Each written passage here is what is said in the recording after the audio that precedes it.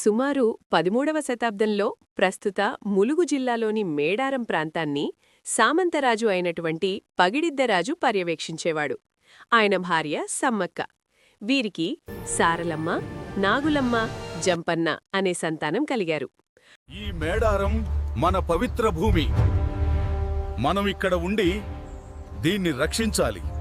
ఆ సమయంలో తీవ్ర కరువు వచ్చినా కాకతీయ రాజులు పన్ను లేదా కప్పం కట్టాలని ఒత్తిడి చేశారు. ప్రజల కష్టాలను చూసి పగిడిద్దరాజు ప్రజల నుండి పన్ను వసూలు చేయలేదు.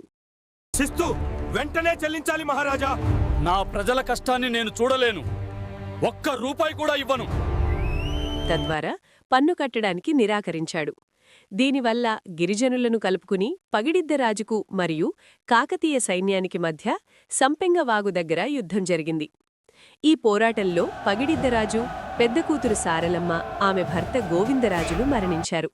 కొడుకు జంపన్న కూడా వాగులో పడి ప్రాణాలు వదిలాడు. అప్పట్నుండి ఆ వాగులు జంపన్న వాగుగా ప్రసిద్ధి అయింది. చివరిగా సమ్మక్క యుద్ధరంగంలోకి దూకి శత్రువులను చీల్చి చెండాడింది.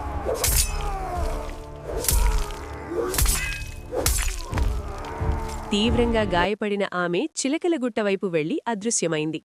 తర్వాత గిరిజనులు వెతకగా అక్కడ ఒక కుంకుమ భరణే కనిపించింది. దాన్నే సమ్మక్కగా భావించి పూజించడం మొదలుపెట్టారు. ఈ పండుగను గిరిజన కుంభమేళాగా భావిస్తారు.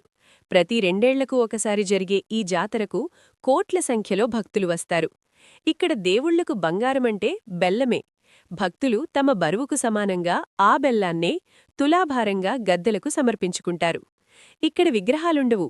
సమ్మక్క సారలమ్మలను గద్దెలాగా ప్రతిష్ఠించి పూజిస్తారు. వారు ధైర్యసాహసాలకు నిదర్శనంగా భావిస్తారు. అలాగే జంపన్న వాగులో స్నానం చేస్తే పాపాలు పోతాయని, వ్యాధులు నయమవుతాయని భక్తుల నమ్మకం.